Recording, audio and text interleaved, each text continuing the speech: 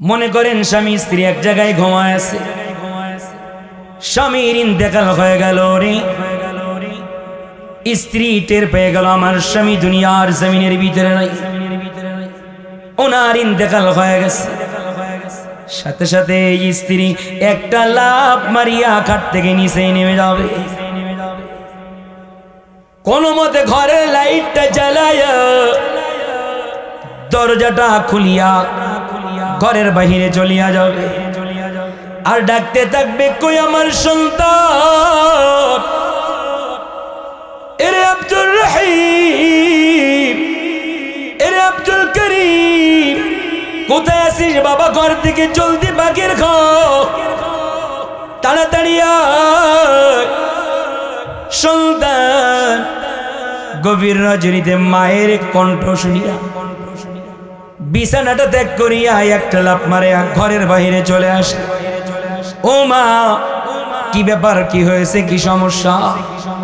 মা বলবে, সন্তান রে, তোর বাবা মনে হয় দুনিয়ার জমিনে আর নাই, আমার ভয় হয়। আমি তো দরওয়াজাটা খুলি একটা লাফ মারিয়া ঘরের বাইরে চলে আসলাম, জলদি জলদি যায় দেখ না রে বাবা, তোর বাবা কি দুনিয়ার জমিনে আছে না? সন্তান ঘরের ভিতরে যায় দেখবে না, আসলেই তো আমার বাবা তো আর দুনিয়ার জমিনের ভিতরে নেই।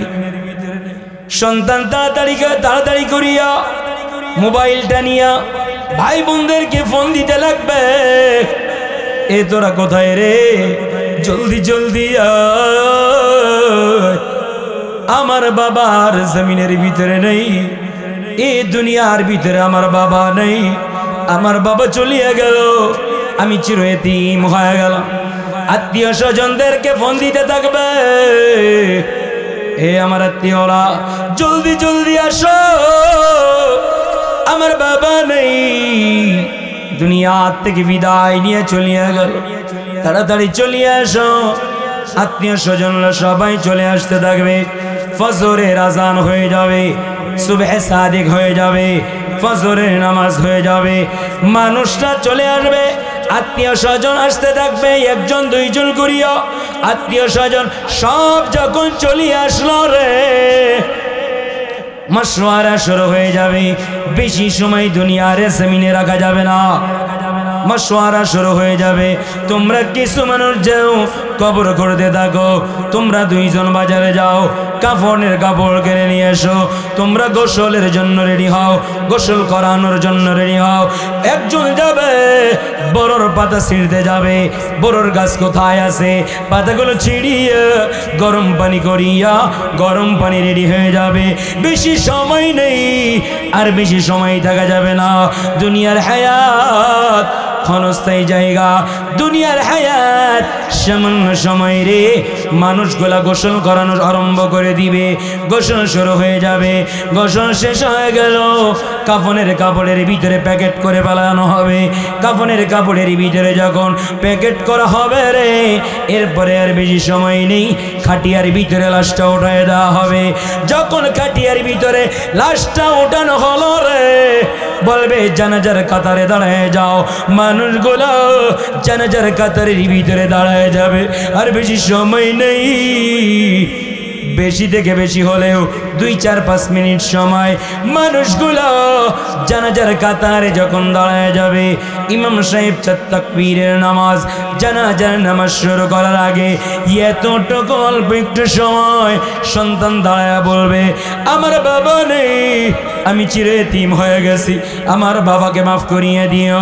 যদি কোনো অন্যায় করতে থাকে, এই 2-4টা কথা বলার পর ইমাম সাহেব হুজুর যখন 4 তাকবীরে শহীদ জানাজার নামাজ শুরু করিয়ে দিবেন, 4টা তাকবীর শেষ হয়ে গেল রে, সালাম ফিরিয়ে দিবেন, আসসালামু আলাইকুম ওয়া রাহমাতুল্লাহ, আসসালামু আলাইকুম ওয়া রাহমাতুল্লাহ। আর সময় নেই, সন্তান নিজে বাবার লাশটার কাটিয়াটা কাদের ভিতরে উঠায়া কবরের দিকে রওনা করতে থাকবে। আর সময় নেই, বেশি সময় আর রাখা যাবে না। জানাজা হয়ে গেল, সন্তান কাঁদতে কাঁদতে বাবার লাশটা কাদের ভিতরে লইয়া গোরস্থানের দিকে যাইতে থাকবে। এক পর্যায়ে যাইয়া গোরস্থানে পৌঁছায় যাবে রে। কবরের কাছে যখন পৌঁছায় গেল, আস্তে আস্তে করিয়া কাটিয়াটা কাদের উপর থেকে নামায়া কবরের কিনারায় রাখিয়ে দিবে।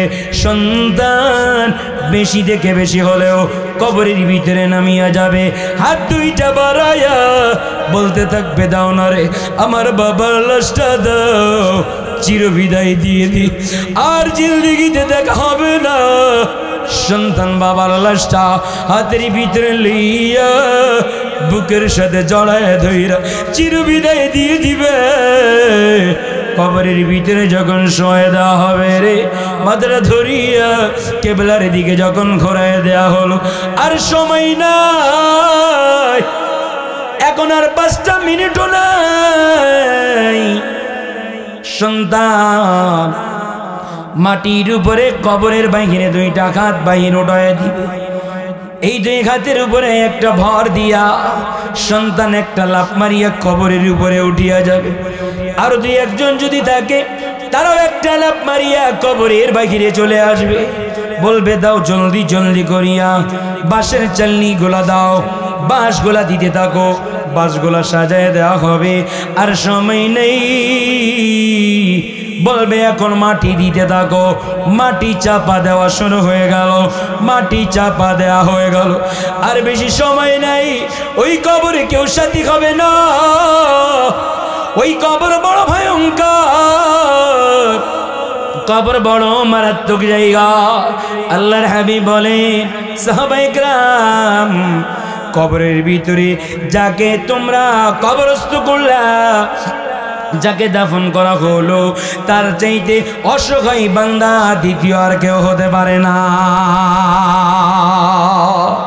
কবর পুরা অন্ধকার, সবাই রেখে চলে আসবে রে।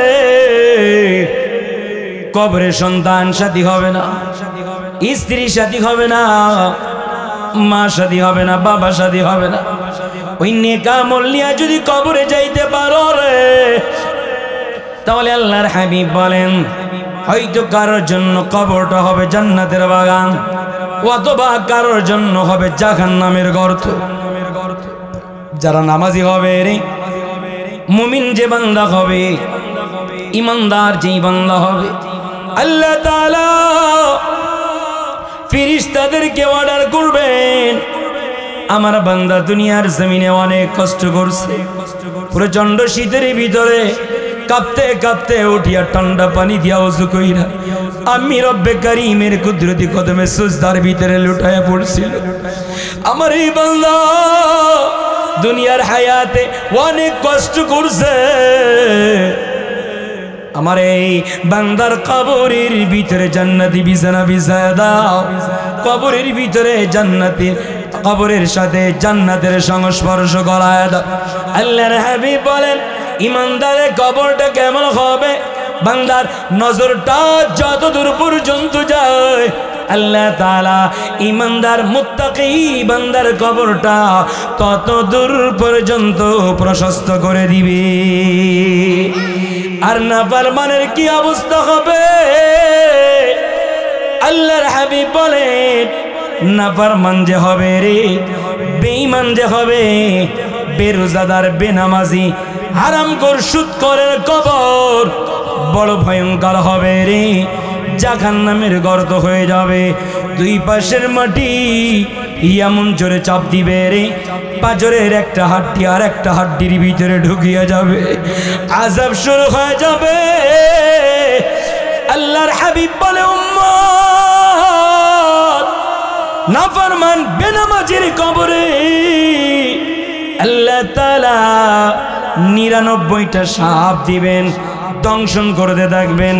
অন্য হাদিসে আল্লাহর হাবিব বলেন, নাফরমানের কবরের ভিতরে যে আযাবের সাপ আল্লাহ তাআলা দিবেন, একটা সাপের যদি তার বিন্দু পরিমাণে নিঃশ্বাস জমিনের উপরে যদি দেয়া হতো, দুনিয়ার জমিনে কোনো গাছপালা তরুলতা জন্ম নিত না। এই জন্য আমার কলিজার যুবকদেরকে বলবো, এই যুবক, দুনিয়া ক্ষণস্থায়ী জায়গা, আখিরাত স্থায়ী জায়গা। দুনিয়ায় আল্লাহ পাঠাইলেন আখিরাতের সামানা অর্জন করার জন্য পাঠাইলেন, কবরের সামানা অর্জন করার জন্য পাঠাইলেন।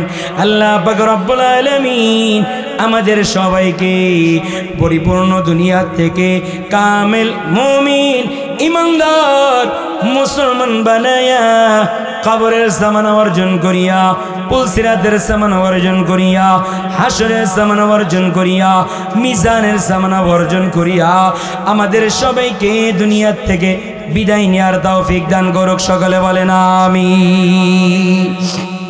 এ দুনিয়া কিন্তু ক্ষণস্থায়ী জায়গা রে, আসার সিরিয়াল আছে, যাওয়ার কোনো সিরিয়াল নেই। দুনিয়া কিভাবে বিলীন হয়ে যাবে? আল্লাহ পাক রব্বুল আলামিন বলেন, ইসরাফিল যখন সিংহার ভিতরে ফুঁক লাগাই দিবেন, আসমান চূর্ণ বিচূর্ণ হয়ে যাবে রে। আসমানের নক্ষত্র চন্দ্রগুলা খুলা খুলা জমিনের ভিতরে পড়ে যাবে।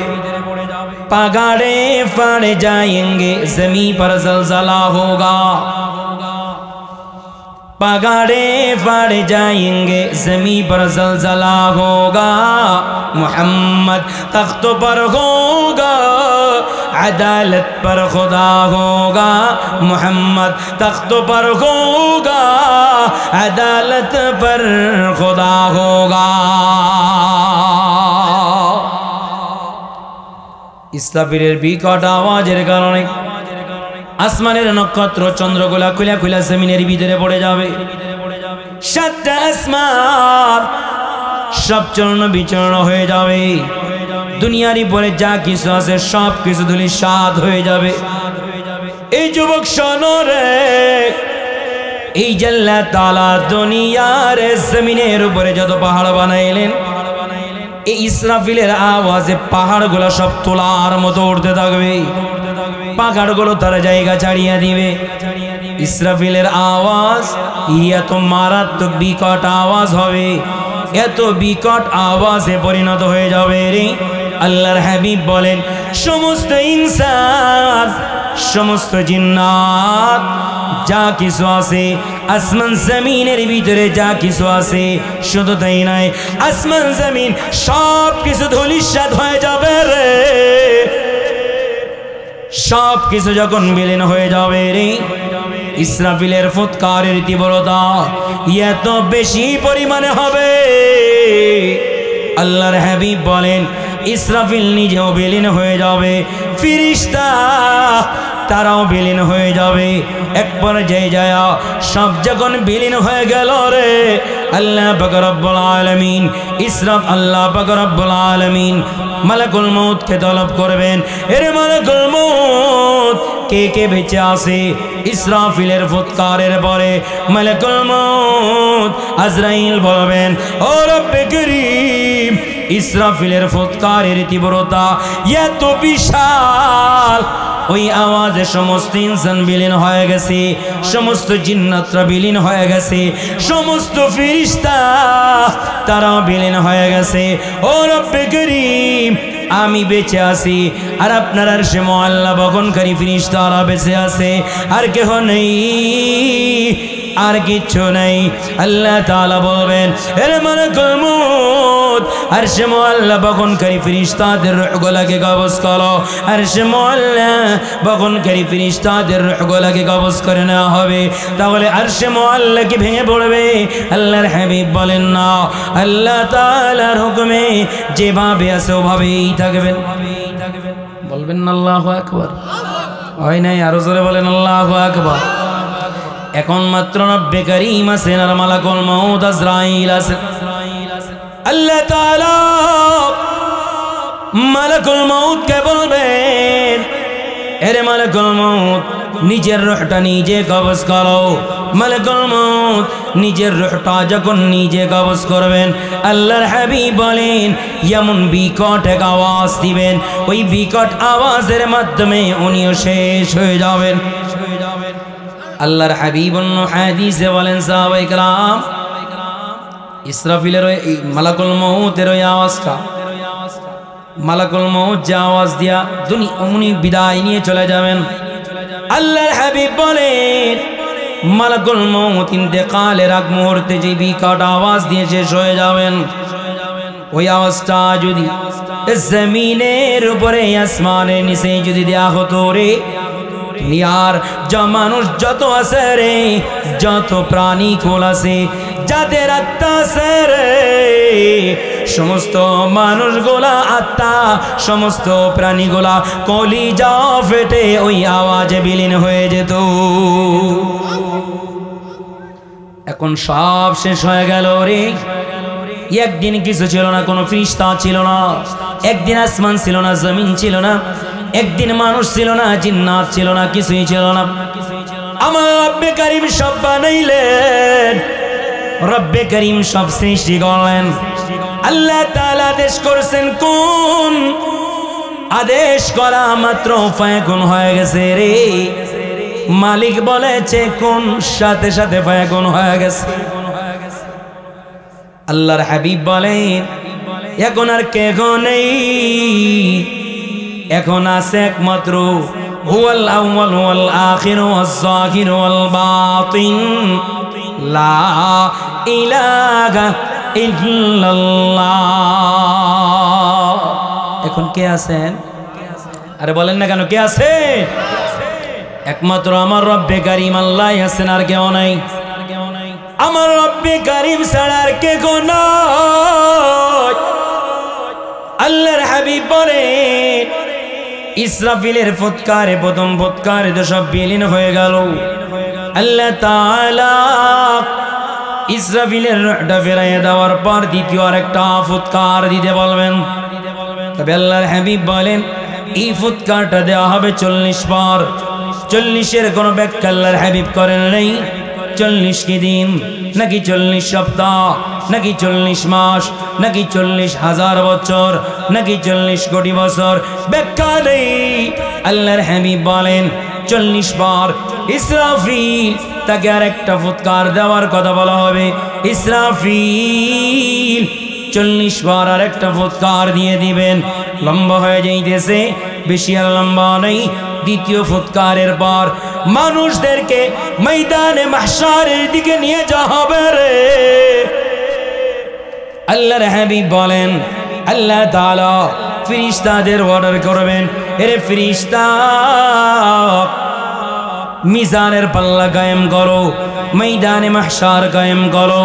আল্লাহ তাআলা ভিন্ন ফেরেশতাদেরকে বলবেন যাও যাও, দুনিয়ার সমস্ত মানুষদেরকে গায়া আদালতে কিবরিয়াতে জমা করো। তবে যুবক শোনো রে, তুমি আর আমি, তবে যুবক শোনো রে, সমস্ত মানুষদেরকে যখন কবর থেকে পুনরুত্থিত করা হবে, আদালতে কিবরিয়াতে মানুষদেরকে যখন হাগায় নেওয়া হবে, আল্লাহ তাআলা সর্বপ্রথম আমার আপনার পয়গম্বরকে রওজা থেকে বাহির করবেন। সর্বপ্রথম আমার আপনার পয়গম্বরকে রওজা থেকে ওঠানো হবে। এই যুবক শোনো রে, কিয়ামতের ময়দান কিন্তু বিভীষিকা এক ময়দান, এটা কঠিন এক ময়দান। হযরতে ইসরাফিল সিংহার ভিতরে ফোঁক লাগাই দিলেন। আল্লাহ তাআলা বলেন ইযা যুলজিলাতিল আরদু জিলজালাহা, জমিন তার কম্পনে প্রকম্পিত হয়ে যাবে। ওয়া আখরাজাতিল আরদু আসকালাহা, জমিনের ভিতরে যা কিছু আছে সব জমিন বাকির করিয়া দিবেন। ওয়া ক্বালাল ইনসানু মা লাহা।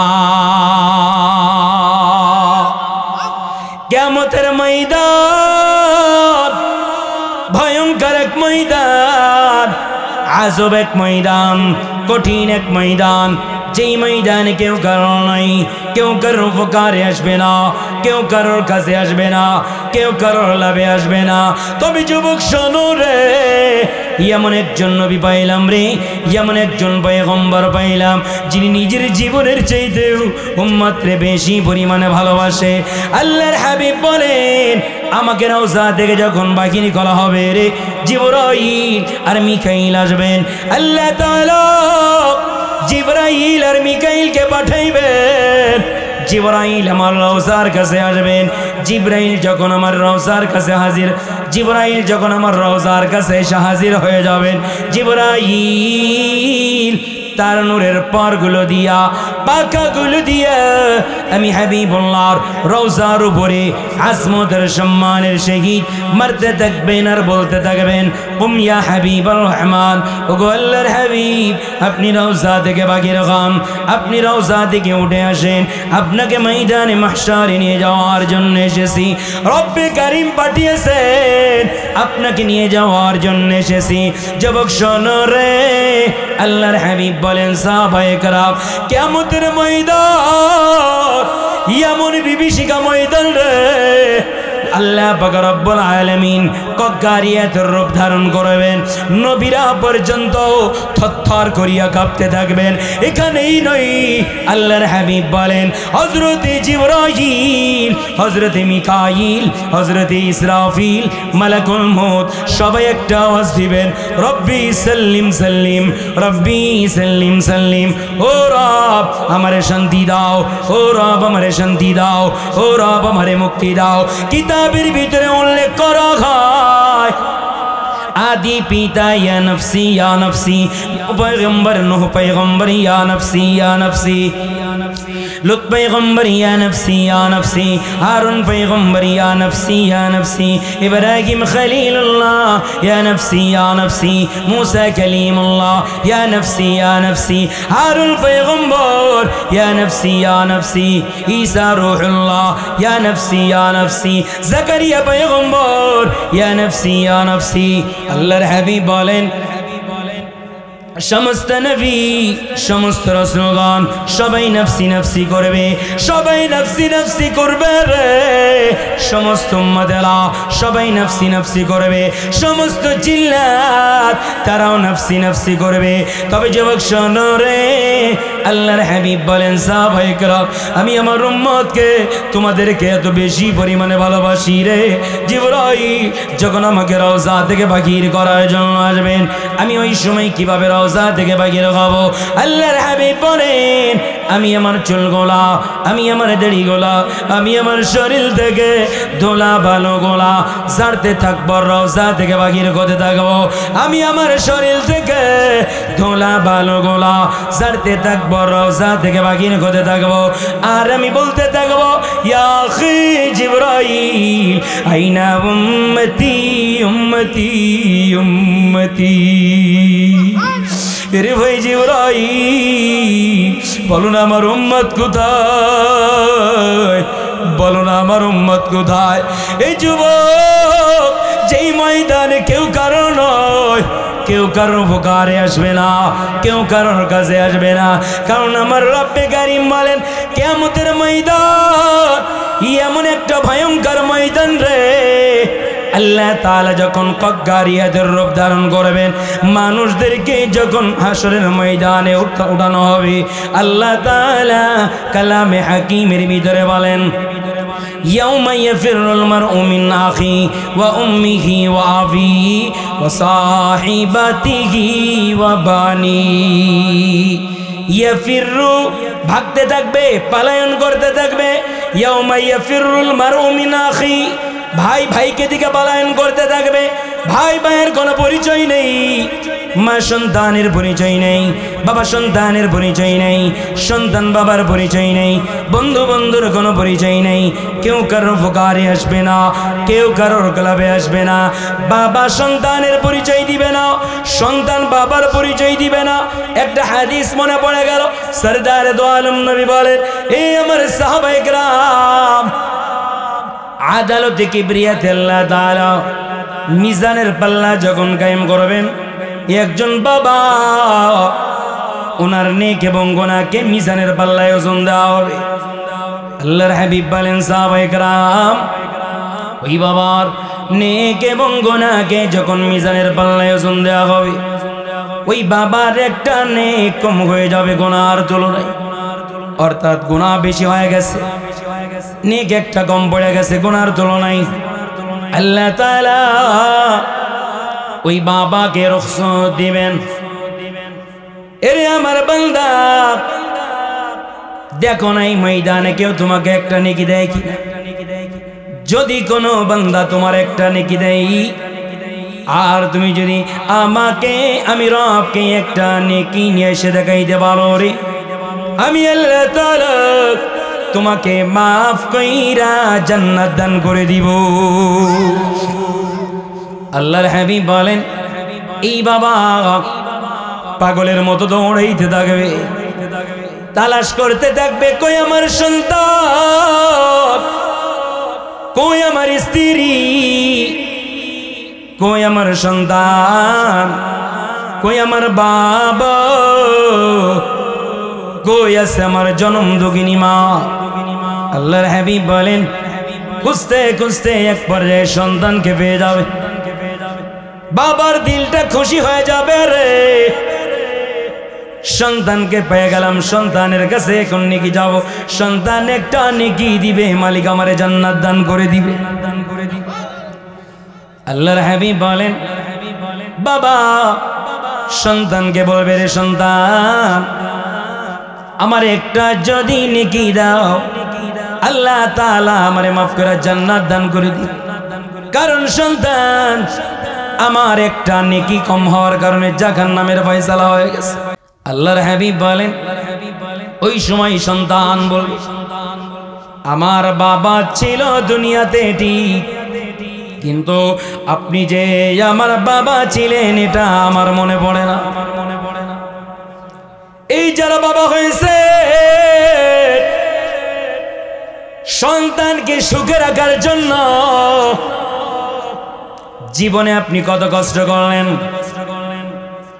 সারাত্র নাইট ডিউটি করলেন, প্রচন্ড রোদ্রের ভিতরে আপনি কাজ করেন, আপনি কৃষক মানুষ ক্ষেত খামারে কাজ করেন, ঝড় তুফানের ভিতরে পরিবারকে ভালো রাখার জন্য সন্তানকে ভালো বানানোর জন্য আপনি ঝড় তুফানের ভিতরেও সাগরে কত বাবাই মাছ ধরে।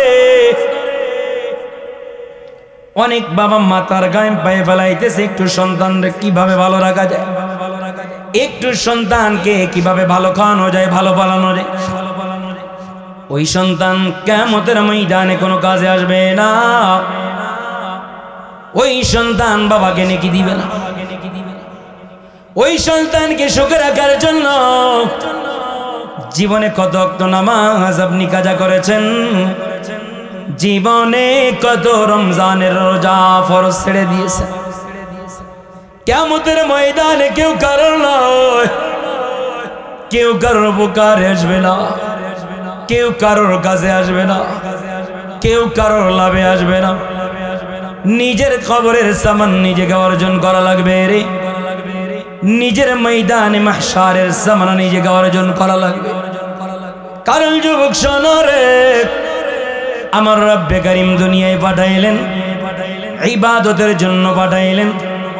ইবাদত যে করবা কেমনি ইবাদত করবা তাও আমার রব্বে কারীম বলেন আল্লাযী খালাকাল মাউতা ওয়াল হায়াতা লিয়াবলুয়াকুম আইয়ুকুম আহসানু আমালা।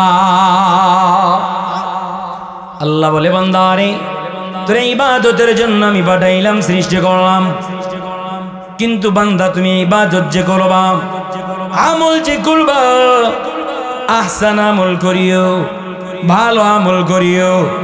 আহসান আমল কেমনে কই?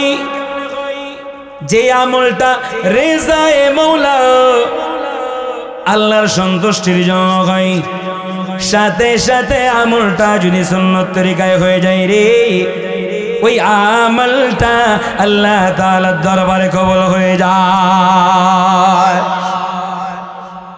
এই জন্য সরদারে দো আলম বলেন আদ-দুনিয়া মাজরাতুল আখিরা। এই আমার উম্মতেরা, দুনিয়াটা হলো আখিরাতের সামানা অর্জন করার জায়গা, কবরের সামানা অর্জন করার জায়গা, পুলসিরাতের সামানা অর্জন করার জায়গা। কারণ যুবক ভাই, একটু আগে একটা কথা আপনাদের যে শোনাইলাম, আসার কিন্তু সিরিয়াল আছে, যাবার কোনো সিরিয়াল নাই। অনেক জায়গায় দেখা যায় দাদা বেঁচে আছে, বাবা বেঁচে আছে, কিন্তু নাতি দুনিয়া থেকে বিদায় নিয়ে চলিয়া যায়। কখনকার হায়াত শেষ হয়ে যায় এটা কেউ বলতে পারে না। এটা আমিও বলতে পারি না, আপনিও বলতে পারেন না। অনেক সময় দেখা যায় সন্তান চলিয়া যায়, বাবা অসুস্থ আছে, এই দুনিয়ার সামান্য মুহাব্বত, দুনিয়ার একটু মুসিবতে বাবা সন্তানকে ফেলে রেখে ভেগে পালায় যায়। গত জুমার দিনের ঘটনা, এ বাংলার জমিনে আল্লাহ তাআলা 5.7 মাত্রা একটু নাড়া দিয়েছিলেন। দেখা গেল কি, বাবা সন্তানকে ফেলে বাবা দৌড় মারছে। সামান্য 5.7 মাত্রায় ভূমিকম্পের কারণে বাবা সন্তানকে ভুলিয়া গেল। তো কিয়ামতের ময়দান তো এক বিভীষিকা ময়দান, কঠিন এক ময়দান। আল্লাহ পাক রব্বুল আলামিন বলেন, ওই কিয়ামতের ময়দানে যেই বান্দা আমলে সালেহ আনতে পারবে, নেক আমল আনতে পারবে রে, যেই বান্দা আমলে সালেহ করবে, ওই বান্দা কবরেও নাজাত পেয়ে যাবে, ময়দানে মাহশারেও নাজাত পেয়ে যাবে রে, মিজানেও নাজাত পেয়ে যাবে। আমি আল্লাহ তাআলা তারে কুদরতি ভাবে পুলসিরাত পার করাইয়া তারে জান্নাত দান করে দিব। একবার দ্বার প্রান্তে চলে আসছে। দুনিয়ার এত যে মুহাব্বত, দুনিয়ার এত ভালোবাসা, স্বামী স্ত্রীর কত মুহাব্বত, এত ভালোবাসা রে, যদি গভীর রজনী 10টা 12টা বাজিয়া যায়, 1টা 2টা বাজিয়া যায়, স্ত্রী যদি কোনো ভাবে টের পায় আমার স্বামী আমার পাশে শুয়ে আছে, কিন্তু স্বামী এখন দুনিয়ার জমিনে নাই, আপনাদের কাছে প্রশ্ন এখন আমার, ওই স্ত্রী কি স্বামীর সাথে ওই অবস্থায় ঘুমাবে? কি কথা বলেন না কেন? এই টুপিওয়ালা ভাই এদিকে তাকান। আপনি যদি স্ত্রীর সাথে ঘুমায় থাকেন আর আপনার যদি ইন্তেকাল হয় যায়, আপনার স্ত্রী আপনার সাথে ঘুমাবে না? না, ভয়তে দৌড় মারবে। আহা,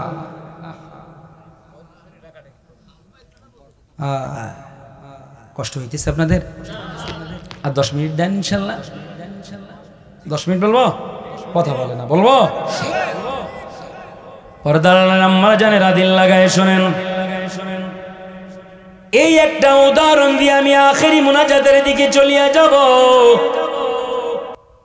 মনে করেন স্বামী স্ত্রী এক জায়গায় ঘুমায় আছে, স্বামীর ইন্তেকাল হয়ে গেল রে, স্ত্রী টের পেয়ে গেল আমার স্বামী দুনিয়ার জমিনের ভিতরে নাই, ওনার ইন্তেকাল হয়ে গেছে। সাথে সাথে স্ত্রী একটা লাফ মারিয়া খাট থেকে নিচে নেমে যাবে,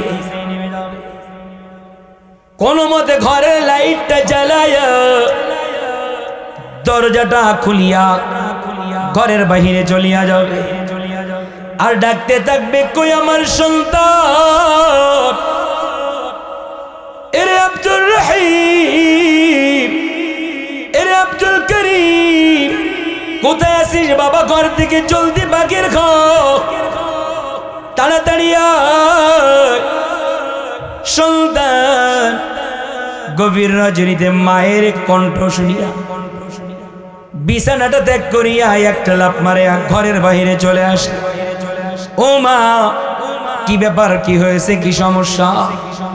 মা বলবে, সন্তান রে, তোর বাবা মনে হয় দুনিয়ার জমিনে আর নাই, আমার ভয় হয়, আমি তো দরওয়াজাটা খুলি একটা লাফ মারিয়া ঘরের বাইরে চলে আসলাম, জলদি জলদি যায় দেখ না রে বাবা, তোর বাবা কি দুনিয়ার জমিনে আছে না? সন্তান ঘরের ভিতরে যায় দেখবে না, আসলেই তো আমার বাবা তো আর দুনিয়ার জমিনের ভিতরে নেই। সন্তান তাড়াতাড়ি করিয়া মোবাইলটা নিয়া ভাই বোনদেরকে ফোন দিতে লাগবে, এ তোরা কোথায় রে, জলদি জলদি আয়, আমার বাবার জমিনের ভিতরে নেই, এই দুনিয়ার ভিতরে আমার বাবা নেই, আমার বাবা চলিয়া গেল, আমি চিরয়তীম হয়ে গেলাম। আত্মীয় স্বজনদেরকে ফোন দিতে থাকবে, এ আমার আত্মীয়রা জলদি জলদি আসো, আমার বাবা নেই, দুনিয়া থেকে বিদায় নিয়ে চলিয়া গেল, তাড়াতাড়ি চলিয়ে আসো। আত্মীয় স্বজনরা সবাই চলে আসতে থাকবে। ফজরের আজান হয়ে যাবে, সুবহে সাদিক হয়ে যাবে, ফজরের নামাজ হয়ে যাবে, মানুষরা চলে আসবে, আত্মীয় স্বজন আসতে থাকবে, একজন দুইজন করিয়া আত্মীয় স্বজন সব যখন চলিয়ে আসলো রে, মাশওয়ারা শুরু হয়ে যাবে। বেশি সময় দুনিয়ার জমিনে রাখা যাবে না, মাশওয়ারা শুরু হয়ে যাবে। তোমরা কিছু মানুষ যাও কবর করতে থাকো, তোমরা দুইজন বাজারে যাও, কাফনের কাপড় কিনে নিয়ে এসো, তোমরা গোসলের জন্য রেডি হও, গোসল করানোর জন্য রেডি হও। একজন যাবে বড়র পাতা ছিঁড়তে যাবে, বড়র গাছ কোথায় আছে, পাতাগুলো ছিঁড়িয়ে গরম পানি করিয়া গরম পানি রেডি হয়ে যাবে। বেশি সময় নেই, আর বেশি সময় থাকা যাবে না। দুনিয়ার হায়াত ক্ষণস্থায়ী জায়গা, দুনিয়ার হায়াত সামান্য সময় রে। মানুষগুলা গোসল করানো আরম্ভ করে দিবে, গোসল শুরু হয়ে যাবে। গোসল শেষ হয়ে গেল, কাফনের কাপড়ের ভিতরে প্যাকেট করে পালানো হবে। কাফনের কাপড়ের ভিতরে যখন প্যাকেট করা হবে রে, এরপরে আর বেশি সময় নেই, খাটিয়ার ভিতরে লাশটা উঠায় দেওয়া হবে। যখন খাটিয়ার ভিতরে লাশটা উঠানো হলো রে, বলবে জানাজার কাতারে দাঁড়ায় যাও। মানুষগুলো জানাজার কাতারের ভিতরে দাঁড়ায় যাবে, আর বেশি সময় নেই, বেশি থেকে বেশি হলেও 2-4-5 মিনিট সময়।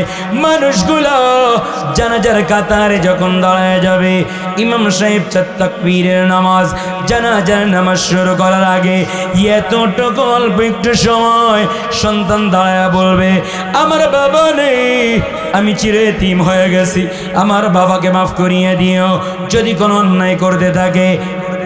এই 2-4টা কথা বলার পর ইমাম সাহেব হুজুর যখন 4 তাকবীরে শহীদ জানাজার নামাজ শুরু করিয়ে দিবেন, 4টা তাকবীর শেষ হয়ে গেল রে, সালাম ফিরিয়ে দিবেন, আসসালামু আলাইকুম ওয়া রাহমাতুল্লাহ, আসসালামু আলাইকুম ওয়া রাহমাতুল্লাহ। আর সময় নেই, সন্তান নিজে বাবার লাশটার কাটিয়াটা কাদের ভিতরে উঠায়া কবরের দিকে রওনা করতে থাকবে। আর সময় নেই, বেশি সময় আর রাখা যাবে না।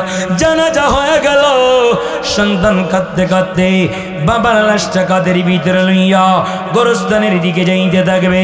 এক পর্যায়ে যাইয়া গোরস্থানে পৌঁছে যাবে রে। কবরের কাছে যখন পৌঁছে গেল, আস্তে আস্তে করিয়া কাটিয়াটা কাদের উপর থেকে নামায়া কবরের কিনারায় রাখিয়ে দিবে। সন্তান বেশি থেকে বেশি হলেও কবরের ভিতরে নামিয়া যাবে, হাত 2টা বাড়াইয়া বলতে থাকবে, দাও না রে আমার বাবার লাশটা দাও, চিরবিদায় দিয়ে দি, আর জিন্দেগিতে দেখা হবে না। সন্তান বাবার লাশটা হাতের ভিতরে লইয়া বুকের সাথে জড়ায় ধইরা চিরবিদায় দিয়ে দিবে। কবরের ভিতরে যখন শোয়া দেওয়া হবে রে, মাথাটা ধরিয়া কেবলার দিকে যখন ঘোরায় দেয়া হলো, আর সময় নাই, এখন আর 5টা মিনিটও নাই। সন্তান মাটির উপরে কবরের বাহিরে 2টা হাত বাহির উঠায় দিবে। এই 2 হাতের উপরে একটা ভর দিয়া সন্তান একটা লাফ মারিয়া কবরের উপরে উঠিয়া যাবে। আর 2-1জন যদি থাকে, তারাও একটা লাফ মারিয়া কবরের বাহিরে চলে আসবে। বলবে, দাও জলদি জলদি করিয়া বাঁশের চালনি গোলা দাও, বাঁশগুলা দিতে থাকো, বাঁশগুলা সাজায় দেওয়া হবে। আর সময় নেই, বলবে এখন মাটি দিতে থাকো, মাটি চাপা দেওয়া শুরু হয়ে গেল, মাটি চাপা দেওয়া হয়ে গেল। আর বেশি সময় নাই, ওই কবরে কেউ সাথী হবে না, ওই কবর বড় ভয়ঙ্কর, কবর বড় মারাত্মক জায়গা। আল্লাহর হাবিব বলেন, সাহাবায়ে কেরাম, কবরের ভিতরে যাকে তোমরা কবরস্থ করলা, যাকে দাফন করা হলো, তার চাইতে অসহায় বান্দা দ্বিতীয় আর কেউ হতে পারে না।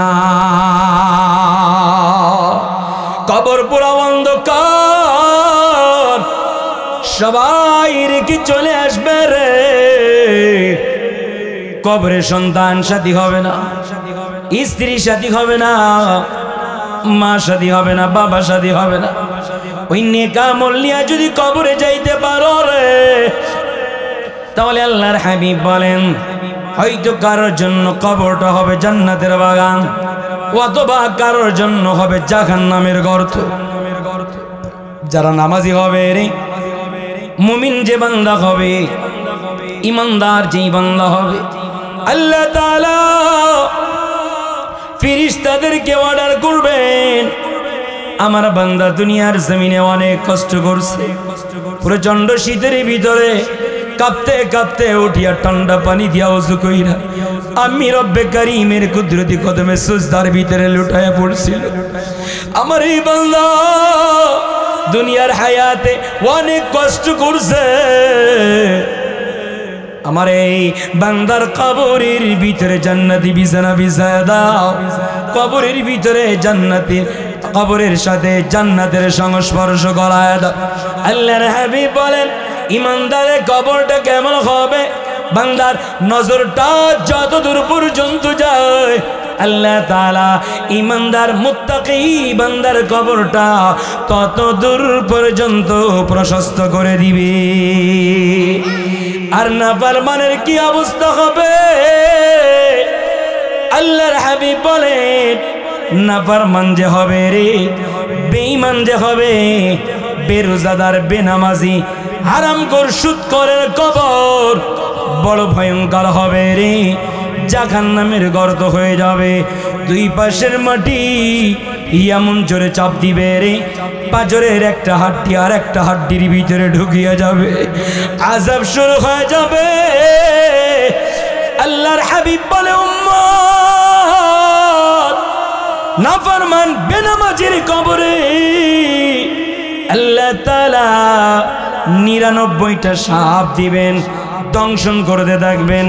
অন্য হাদিসে আল্লাহর হাবিব বলেন নাফরমানের কবরের ভিতরে যে আযাবের সাপ আল্লাহ তাআলা দিবেন, একটা সাপের যদি তার বিন্দু পরিমাণে নিঃশ্বাস জমিনের উপরে যদি দেয়া হতো, দুনিয়ার জমিনে কোনো গাছপালা তরুলতা জন্ম নিত না। এজন্য আমার কলিজার যুবকদেরকে বলবো, এই যুবক, দুনিয়া ক্ষণস্থায়ী জায়গা, আখিরাত স্থায়ী জায়গা। দুনিয়ায় আল্লাহ পাঠাইলেন আখিরাতের সামানা অর্জন করার জন্য পাঠাইলেন, কবরের সামানা অর্জন করার জন্য পাঠাইলেন।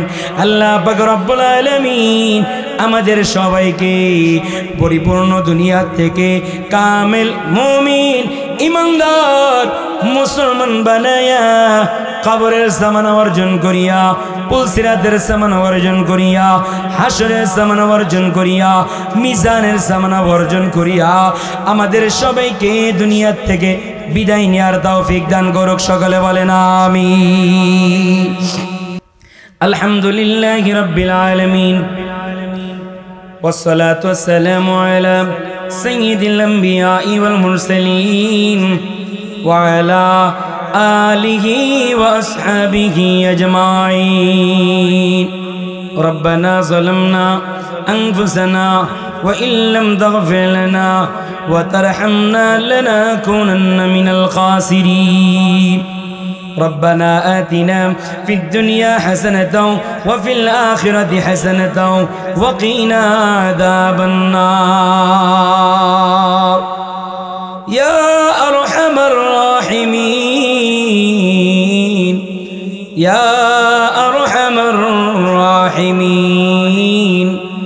يا أرحم الراحمين بادشاہ जुर्म मारा दरगुजर मगुनगारी मतो आमर ज़ेगार तूने को का रिया बाबदा कर दईम जुर्म बे अंदाज़ो बे हद कर दईम सलाहद बंद आसिया गश्तईम आखिर ज़कर दबशीमा गश्तई ओ रब्बुल आलमीन प्रचंड शीतेर भीतरे गभीर रजनी हो गए। अल्लाह আমরা কিছু বান্দা তোমার শাহী দরবারে হাত তুলেছি আল্লাহ।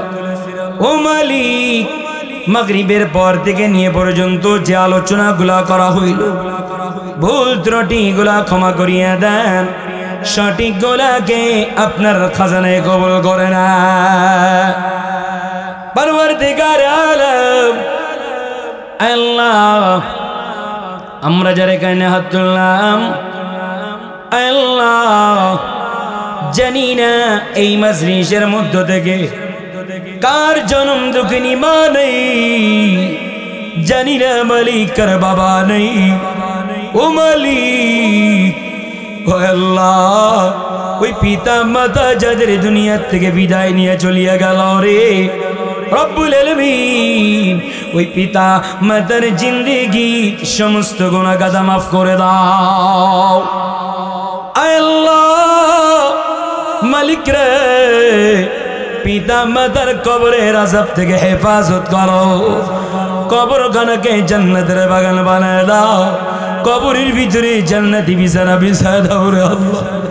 মালিক রে, আমাদের মধ্য থেকে অনেকের দাদা দাদি নানা নানি স্ত্রী সন্তান পাড়া প্রতিবেশী বন্ধু বান্ধব এমন যারা দুনিয়ার থেকে বিদায় নিয়ে চলিয়া গেল, সবাইকে মাফ করিয়া দেন, সকলের কবরখানাকে আপনি জান্নাতের বাগান বানায় দেন। আল্লাহ অনেকেই দোয়া চেয়েছেন, অসুস্থ শেফা দান করেন, অনেকে অভাবগ্রস্ত অভাব থেকে মুক্তি দেন, অনেকেই ঋণগ্রস্ত ঋণ থেকে হেফাজত করেন, অনেকেই বালা মুসিবতে ভুগতেছে বালা মুসিবত থেকে পরিত্রাণ দান করেন। ও মালিক, এই মাহফিলের জন্য আমার প্রিয় কলিজার যুবকেরা অনেক কষ্ট করেছে রে আল্লাহ। মানুষের নাকি অনেকের বেশি কথা শোনা লাগছে আল্লাহ। মালিক রে, এই যুবকেরা যারা আয়োজন করলো, এদেরকে তুমি দিনের জন্য কবুল করে নাও, এদের দিলের নিকাশা তুমি পুরা করে দাও, তাহলে এদেরকে তুমি খালিদ বিন ওয়ালিদের মতো কবুল করে নাও। ও মালিক, এই মাহফিলের জন্য যারা টাকা দিল, পয়সা দিল, শ্রম বুদ্ধি পরামর্শ দিল, যারা যেভাবে সহযোগিতা করেছেন, সকলের সহযোগিতা কেন আপনি কবুল করে নেন। মালিক রে, 5 ওয়াক্ত নামাজ বা জামাত আদায় করার তৌফিক দেন, নামাজ কাজা হওয়া থেকে আমাদেরকে মাফ করে দেন, 5 ওয়াক্ত নামাজ আমরা তাকবীরে ওলার সহিত পড়তে পারি সেই তৌফিক দেন, সুন্নাত তরিকায় চলার তৌফিক দেন, হালাল রিজিক অন্বেষণ করার তৌফিক দেন, হারাম থেকে বেঁচে থাকার তৌফিক দান করেন।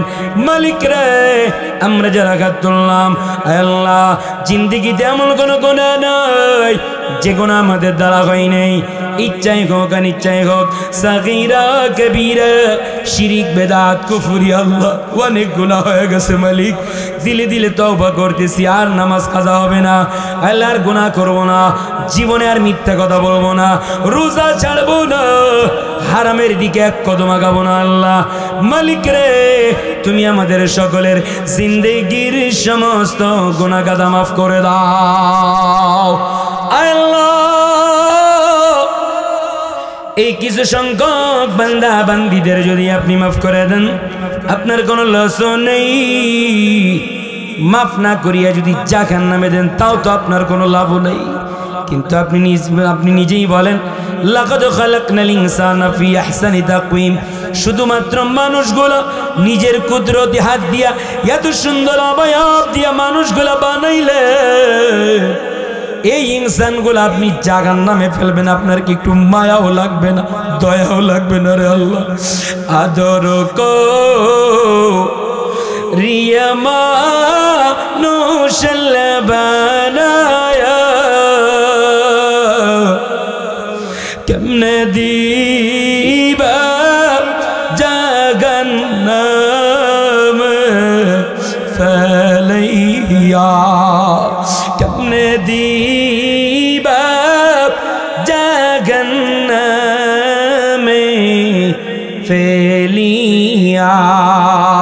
ও মালিক, উলামা ইকরামদেরকে নিয়ে হাত উঠাইলাম, তালিবুল ইলমদেরকে নিয়ে হাত উঠাইলাম, দাড়ি বাঁকা মুরব্বীদেরকে নিয়ে হাত উঠাইলাম, তোমার কাছে ফরিয়াদ, বড় বড় বাপদেরকে আবু বকর, ওমর, সালমান ফারসির মতো কবুল করে নাও, যুবকদেরকে খালিদ বিন ওয়ালিদের মতো কবুল করে নাও।